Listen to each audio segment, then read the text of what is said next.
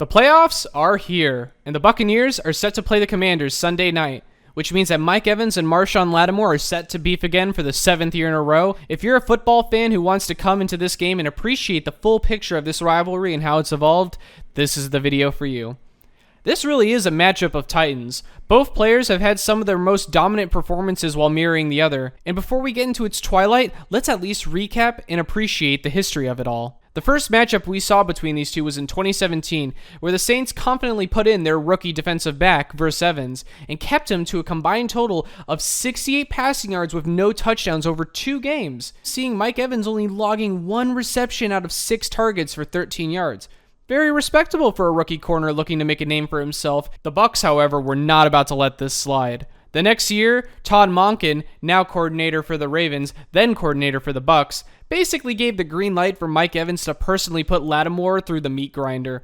He torched him bad and at home versus thousands of Saints fans. He caught all 7 passes for 174 yards and got a touchdown off of Lattimore. This led to one of the most hilarious photos of all time, by the way. Shh!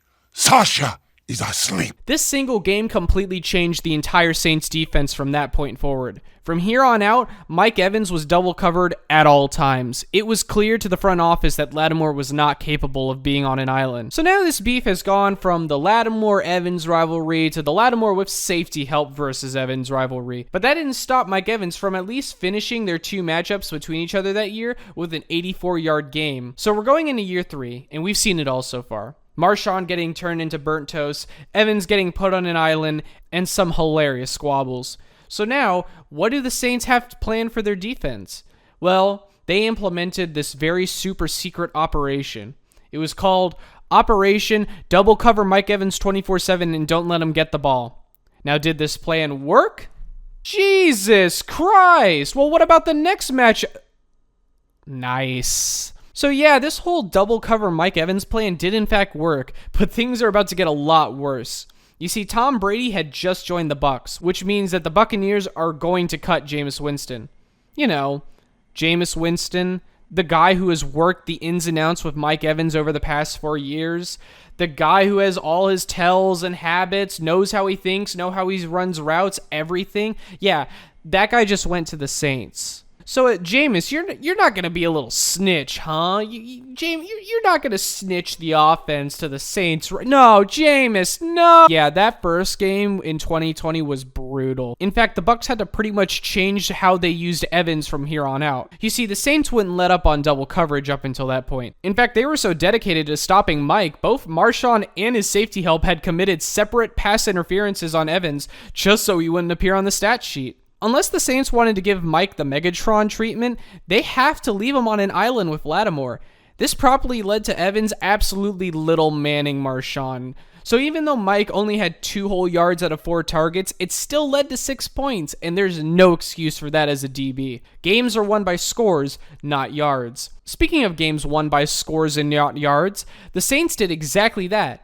They let Mike Evans get 64 yards in their next matchup, but they never let him sniff the end zone, and it resulted in a 38-3 victory. Now, there are some caveats. 1, Lattimore left the third quarter with an injury, but even still, it seems the Saints really took that lesson to heart and made sure not to let Evans get away from scoring more TDs. And I'm sure if they keep it up, if they ever face the Bucs in the playoffs, they'll make sure to lock him down. Right, Lattimore? Oh my God, 2020 playoff game. Drew Brees, his final game before retirement, his last chance to get him a chip. You've swept the Bucs and played them at home with house money. And then what do y'all do? You let Mike Evans get a huge tutty for the lead. Come on, Marshon, we talked about this. It doesn't matter if Mike had 1 yard of offense. He got 6 points. On top of that, you got burnt by Scotty Miller. What the fuck? This game perfectly summarizes the Mike Evans-Marshon Lattimore matchup. Lattimore can keep Evans from making big plays as long as he's double covered, and is even willing to commit pass interference to prevent him from getting yards. But he can't stop him from scoring, and this trend will continue from here on out.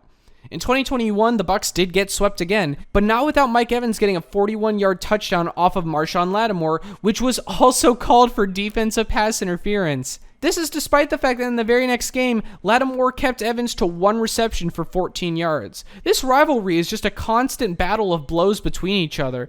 Tutties have been caught, coverages have been doubled, and all the time punches have been thrown everywhere. I mean, seriously, we've had just as many fights as we have quarters in a football game, and this isn't stopping anytime soon. 2022, Mike Evans and Lattimore face off only once, but it was a wild one. Evans had 61 yards of offense and probably was going to be a big game for him if it weren't for the fact that later in the game, they both got ejected in this now iconic scuffle. It's getting personal. The blood is pouring out of this truly rare beef, and the people are here for it. Now more than ever, people are learning and seeing the full scale of how long this matchup has evolved, and little did we know we were only going to get 2 more rounds of the Saints-Bucs hatred. The 2023 season was the last time these two faced off, with Marshon keeping Evans to a respectable 40 yards in the first matchup, and only committing 1 pass interference to force an incompletion. But in 2024, they moved to Marshon to face off versus Godwin, as his 27-year-old DB is basically just a 35-year-old DB in dog years. At this point, both of these players are battered vets, as Evans was clearly playing through an injury the whole game, and later went on IR for a hamstring injury. Then, the bombshell. The Saints were trading Lattimore to the Washington Princes, the team formerly known as the Redskins. Many thought this was an end to the beef, but the football gods clearly aren't satisfied. As of this moment, Dan Quinn has stated that Lattimore will be designated for Sunday. We will get one more chapter of one of the most historic and back-and-forth matchups in NFL history. If you ask me, realistically, Quinn will probably put Lattimore on Jalen McMillan or Cade Otton. He doesn't have the speed anymore, and they're going to put a young, faster corner on Evans while taking any info that he can gain from Marshon. The much cooler option, if Dan Quinn had some balls, was to leave those two on an island and let a battle of 2 veterans commence. My guess is Mike Evans will probably get at least 1 touchdown if this happens. He is too dominant of an end zone threat, and honestly, he should be put in the conversation as the greatest end zone threat since Calvin Johnson. But on the other end, Marshon has seen it all before, and he could totally keep Evans under 100 yards, which the Commanders desperately need, as that Buccaneers offense is so incredibly potent. Between Bucky Irving, Cade Otton, Jalen McMillan, Mike Evans, and heck, Rachaad White, Baker Mayfield has so many weapons, and there's so many things that need to be covered, but I just hope that we get one moment, one last hurrah, where we can see these two fight. If you enjoyed the video, be sure to subscribe to my main channel where I actually do gaming. I know this is a little different, but hey, see you Sunday.